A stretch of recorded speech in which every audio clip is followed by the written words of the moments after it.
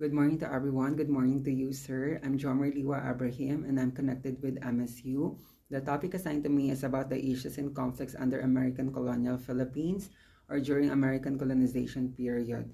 But before we start, it's important that we know when the American colonization of the Philippines started and when it ended.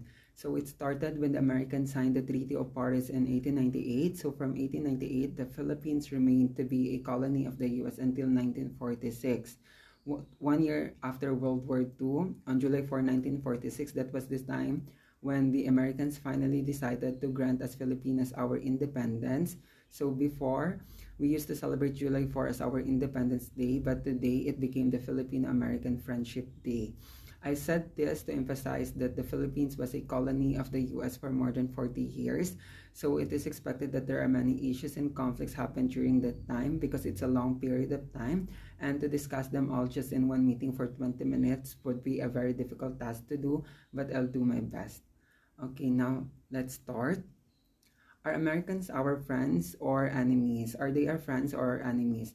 So my professor in college, way back in college in MSc Jensen, used to ask this question every time we talk about Filipino-American relation. So at the beginning, we Filipinos were very welcoming with the Americans, but when it became clear to us that the Americans had a plan to establish their own colonial regime in our country, doon po nag-shape yung relation from friends to enemy. So at the beginning we're friends, then later on we became enemy. So if you can still remember, when our revolutionary leader Emilio Aguinaldo was exiled in Hong Kong, kinausap po siya ng isang American military officer na si George Dewey. George Dewey convinced Aguinaldo to return, to go back in the Philippines and continue the revolution. And Emilio Aguinaldo was convinced by George Dewey because George Dewey promised that the American people would help us Filipinos sa pagkamit ng ating kalayaan mula sa mga Espanyol. So that's the reason why Emilio Aguinaldo returned or went back to the Philippines. Okay. So the first issue and conflict that we're going to talk about is the issue and conflict on the Treaty of Paris that was signed on December 10, 1898. So ano po yung problema dito? So ang nangyari po dito is ang Spain para po siyang nagbenta ng isang bagay na hindi niya pagmamayari because we all know that the Spaniards weren't able to colonize the entire Philippines, the whole archipelago. There are some places in the Philippines, particularly in southern part, here in Mindanao and in Sulu Archipelago, that are independent of the Spanish colonial rule. They don't recognize Spaniards as their rulers. So basically and historically, the Spaniards weren't able to colonize the entire Philippines, yet they sold the Philippines to the Americans. So ang nangyari po, para po silang nagbenta ng isang bagay na hindi nila pagmamayari at ang mga Amerikano naman para po silang bumili ng isang bagay na hindi pa pagmamayari nung nagbenta. At nung nangyari po ang Treaty of Paris, dito po nag-start yung tension sa pagitan ng mga Pilipino at ng mga Amerikano. Okay, so yun po yun siya. So next, the issue on and conflict on the benevolent assimilation policy that was proclaimed by the US President William McKinley 11 days after the Treaty of Paris was signed on December 21, 1898. So what is benevolent assimilation policy? From the word benevolent, benevolence, out of kindness, out of generosity, out of goodwill, according to the Americans, they will colonize the Philippines for our own welfare, Filipinos.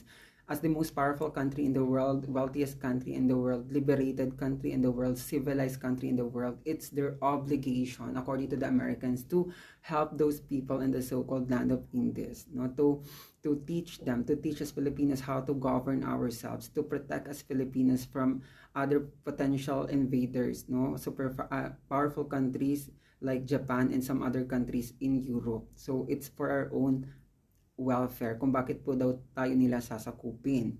Pero yun nga walang buwa talaga yung rason kung bakit tayo nila sinakop. Of course hindi, because we all know Filipinos prior to the arrival of the Spaniards, to the of our first colonizer, the Spaniards, we know how to govern ourselves. We have the barangay and the dato as its ruler. And when the Americans arrived in the Philippines in 1898, we were able to establish our own government, and that was the Malolos Republic, and Emilio Aguinaldo was its leader. Pero shortly po yung Malolos Republic kasi nga po dumating po yung mga Americans, hindi po nila recognize yung legitimacy, yung sovereignty ng Malolos Republic at hinuli po nila yung mga government officials. So it's not true that we don't know how to govern ourselves. So what are the real reasons why the America or the US colonized our country? So there are two reasons. First, for security kasi gusto nilang mag-establish ng kanilang military base sa Philippines. Second is for economic gain kasi ang Philippines, the location of our country is strategic for international trade. Noon pa man, China has been a very productive country at gusto po mapalapit ng Amerika sa mga yayamang bansa sa Asia. So that's the reason why US colonized the Philippines. So it's not true na kaya po nila tayo sinakop is for our own, no? For our own welfare.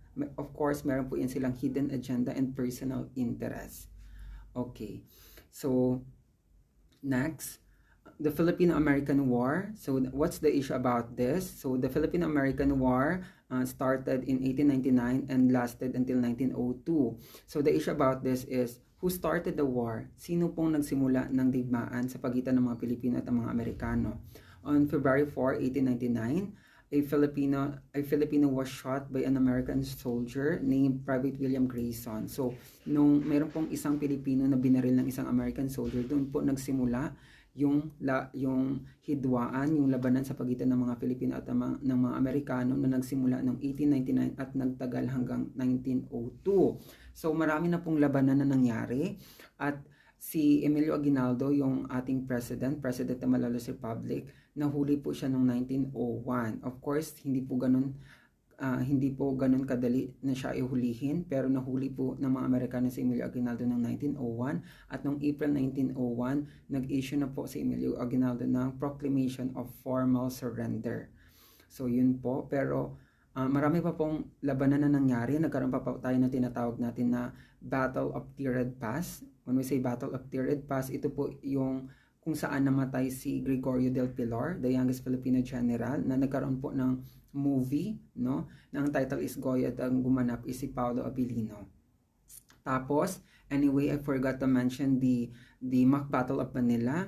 So from the word Mac, so the best description for that battle is a war, no? A battle already won by the Americans, because prior to the Mac Battle of Manila, nagkaroon na po pala ng agreement sa pagitan ng mga Americans at ng mga Espanyol na yun nga po, makikita po sila sa Paris at doon po isa-settle yung problem na kung saan ibebenta po ng Spain ang Philippines sa US for more than 20 million dollars. So yun po yun siya.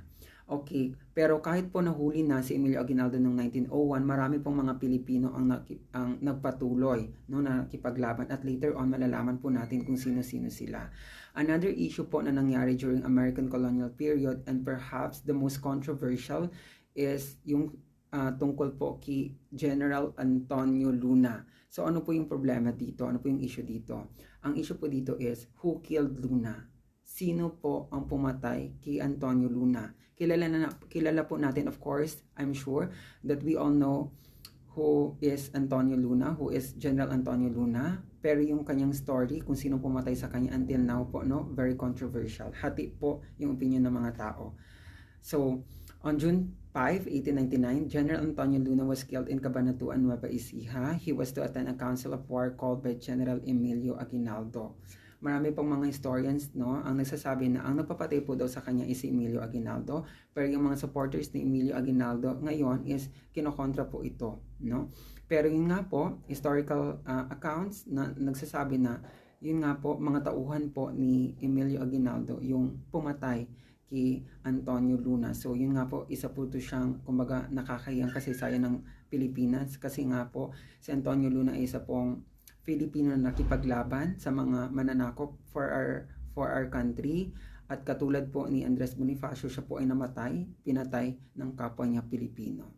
Okay, so yun po yun siya. Next, yun nga po, kahit nahuli po si Emilio Aguinaldo noong 1901, marami pong mga Pilipino ang nagpatuloy na nakipaglaban. Sino-sino po sila? First, we have General Miguel Marvar, nakipaglaban po siya sa Batangas. Second, we have General Simeon Ola sa Albay, General Vicente Locban sa Samar, at si Macario Sakay, Republika ng Katagalugan. Okay, may movie po ito siya about kay Macario Sakay. Kung gusto niya po siyang mas makilala kung sino siya at ano yung kanyang naging contribution sa paggamit ng kalayaan ng Pilipinas, you can watch his movie as well as the movie of General Antonio Luna. Yung title po is General Luna. Okay, so katulad po nila, si Macario Sakay ay nakipaglaban din sa mga Amerikano at nag-asam po siya na magpatayo ng sarili niyang gobyerno na tatawaging Republika ng Katagalugan. Yun po yun siya. Next. Okay, kung sa Luzon po at sa Visayas, may mga magigiting pong Pilipino na nakipaglaban sa mga Amerikano. Dito po sa Mindanao, meron din po. At ito po yung tinatawag nating The Muslim Struggles. Sa aklat po ni Teodoro Agoncillo na ang title is History of the Filipino People. Okay, so first is the Sulu Resistance in 1899 to 1913. So, una po ay si Panglima Hasan. Panglima Hasan is the youngest son of the great Rahamuda Amang, led an uprising in Hulo during American colonial period. Hasan uprising ended in March 1903 when Hasan and two others were cornered by 400 men under Scott's command at Budbagsak. So si Panglima Hasan, katulad po ng mga nila Macario Sakay, siya po ay isang Moro na nakipaglaban sa mga Amerikano dito po sa Mindanao, particularly in Sulu Archipelago. So si Panglima Hasan, naging sakit po siya ng ulo ng mga Amerikano, hindi po siya sumusunod sa mga Amerikano, nakipaglaban po siya at nahirapan po ang mga Amerikano na siya ay hulihin. Yun nga po, nahuli siya pero nakatakas siya at nung nakatakas po siya, nagtago po siya sa Budbagsak. Ang Budbagsak po ay isang extinct volcano sa Sulu Archipelago. Yun nga po, nakakalap po ng balita ang mga Amerikano na doon po nagtatago si Panglima Hasan kasama ng kanyang mga tauhan. So doon po, giraid po siya, hinuli po siya at doon po namatay si Panglima Hasan. Namatay po siya sa Budbagsak. Next. The Battle of Budaho. The Battle of Budaho, also known as the Moro Crater Massacre, was a counter-insurgency action fought by the United States Army against the Moro people in March 1906 during the Moro Rebellion in the southwestern Philippines. Approximately, there are 600 Moros killed in this battle. Okay, Battle of Budaho. Ang issue po dito is ano pa daw po yung tapat na term na gamitin, battle or massacre. Kasi po, yun nga po ang mga Moro sa Sulu Archipelago, nakatanggap po sila ng balita na ang mga Amerikano may plano po silang patayin lahat ng Moro. So ang ginawa po nila is nagbakwit po sila sa Budaho, nung isa rin po siyang extinct volcano. Tapos ang mga Moro sa Sulu, at yun nga po, doon po sila pinagpapatay ng mga American soldiers. So more than 600 Moros ang namatay po during the Battle of Budaho or the Moro Crater Massacre. Yung 600, no, kung pera napakaliit lang, pero buhay po ito ng tao. So kung natakot tayo nung nangyari po ang Maguindanao Massacre, so kasi marami pong tao yung namatay, ano na lang po yung nangyari sa Budaho. Just imagine more than 600 Moros were killed by the American soldiers. So nakakatakot po at masyado po silang nakakaawa. Okay, so next, Jikeri. Jikeri was a Moro pirate from Sulu. Together with his followers, Jikeri was responsible for the murders of at least 40 people and numerous raids on small trading vessels, pearl fishers, coastal settlements, and towns throughout the archipelago. In spite of the concerted efforts of the U.S. Army, Jikeri was able to avoid defeat for more than 1.5 years before he was eventually killed in July 1909. So si Jikeri po ay isa po siyang Moro pirate sa Sulu Archipelago. So katulad po ni Panglima Hasan, siya rin po ay nakipaglaban sa mga Amerikano. Naging sakit po siya ng ulo ng Amerikano. Ang kanya pong ginagawa is namimirata po siya. So nasisira po yung business transaction na isinasagawa po ng mga Amerikano dito sa Philippines. At yun nga po, siya ay napatay ng mga Amerikano noong 1909. Pero according po sa aklat ni Teodoro Agoncillo, meron pong negative side sa Jikeri dahil si Jikeri po ay isang mahilig po siya sa mga magagandang babae. So, buti na lamang po hindi pa ako pinanganak that time kasi baka makuha ako ni Jikeri. Char lang. Okay, so yun siya. Okay, next, the Battle of Budbagsak. The Battle of Budbagsak was a battle during the Moro Rebellion. Moro Rebellion phase of the Philippine-American War fought between June 11 and 15, 1913. The defending Moro fighters were fortified at the top of Mount Bagsak on the island of Hulu Sulu. The attacking Americans were led by General John Blackjack Pershing. The Moros were entirely annihilated, including their leader Dato Amil.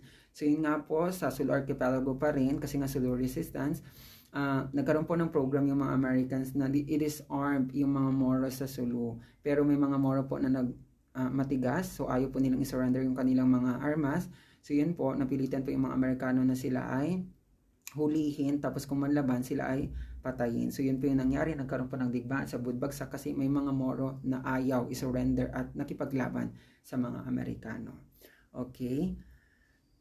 Kung meron pong the Sulu Resistance, meron po rin po tayong Cotabato Resistance. And ito po yung the Cotabato Resistance na nag-start noong 1903 at nagtagal hanggang 1912. So sino po yung mga Moro sa Cotabato na nakipaglaban? So first po is si Dato Ali. Dato Ali was a prominent Moro chieftain of great distinction as Sultan of Bayan from 1899 until 1905. Dato Ali was the last and most formidable Moro chieftain to oppose American rule on the island of Mindanao. Ali eluded capture carried out by the Americans all the time until finally surprised and killed by a provisional company of the 22nd Infantry led by Captain Frank R. McCoy. So, yun po, si Dato Ali nakipaglaban din po siya sa mga Amerikano. Ayaw niya pong sumunod sa mga Amerikano at siya po ay napatay ng mga Amerikano kasama ng kanyang mga tauhan at 3 anak na lalaki. Dahil ang kanyang father-in-law po na si Dato Piang ay nakipagsabuatan sa mga Amerikano kasi hindi po gusto ni Dato Piang si Dato Ali. So yun po, kaya po nahuli ng mga Amerikano si Dato Ali at siya po ay napatay nila. Okay, next is si Dato Alamada. Dato Alamada ay may bulyok. Alamada was an Iranon Dato. He is a loyal ally of Dato Ali. He considered himself as son of Dato Ali. He continued Dato Ali's resistance to American rule in Cotabato after Ali's death in 1906. His influence was so strong that the Americans thought of hiring to destroy him. Dato Alamada refused to surrender to the Americans, preferring to surrender to a Filipino official in 1912. So yun po, katulad po ni Dato Ali, si Dato Alamada ay nakipaglaban din po sa mga Amerikano at gi-encourage po siya ng mga Amerikano na mag-surrender, pero hindi po siya nag-surrender. Sabi niya mag-surrender lamang daw po siya sa kapwa niya Pilipino at hindi sa mga Amerikano. So, yun po. Ang American colonization or American colonization period ay gina-consider din po siya as period of suppressed nationalism. Why? Because the Americans proclaimed laws that suppressed Filipinos to develop a sense of nationalism. So what are those laws? First, we have the Sedition Law of 1901. Next, the Flag Law of 1907 and the Brigandage Act. So, sedition law from the word sedition. So, yung mga Pilipino, pinagbabawalan po sila na mag-asam ng kalayaan. Kasi kung mag-asam ka ng kalayaan, ikaw po ay papatayin. So, yun po yung sedition law. Flag law. Ang flag law naman po is pinagbabawalan ng mga Filipino na mag-display ng any symbol na nagpapakita ng pagnanais ng kalayaan. Next is Brigandage Act. When we say Brigandage Act, yung mga Pilipino pinagbabawalan po na sumali sa mga bandits or mga grupo, bandidong grupo. Kung kayo po ay mahuli, kayo po ay kukulong, i-exile, at ang worst na mangyayari is kayo ay papatayin. Kaya po siya naging period of suppressed nationalism. Next, representation without voting rights. Ang mga Americans po, nag-implement po sila ng law na tinatawag nating Philippine Bill, Organic Act, or Cooper Act of 1902. So ano po yung Cooper Act of 1902? Yung US Bill of Rights po ng mga Americans is gina-extend po sa mga Pilipino. So, kung ano po yung rights na gina-enjoy nila, gina-enjoy din po ng mga Pilipino. At nagkaroon po tayo ng dalawang Pilipino na representative sa US Congress, si Pablo Ocampo and Benito Legarda, pero po wala po silang voting rights. So parang nandun lang po sila for attendance, pero kung may mga importante pong bagay na dapat pagdesisyonan, wala din po silang say. So kumbaga parang wala din pong silpi. Kaya representation without voting rights. But If we compare the American colonization period to the Spanish colonization period, di hamak po na mas, kumbaga, mas naging mabait ang mga Amerikano kaysa sa mga Espanyol, sa mga Pilipino. And that ends my report. Thank you very much. Thank you, sir.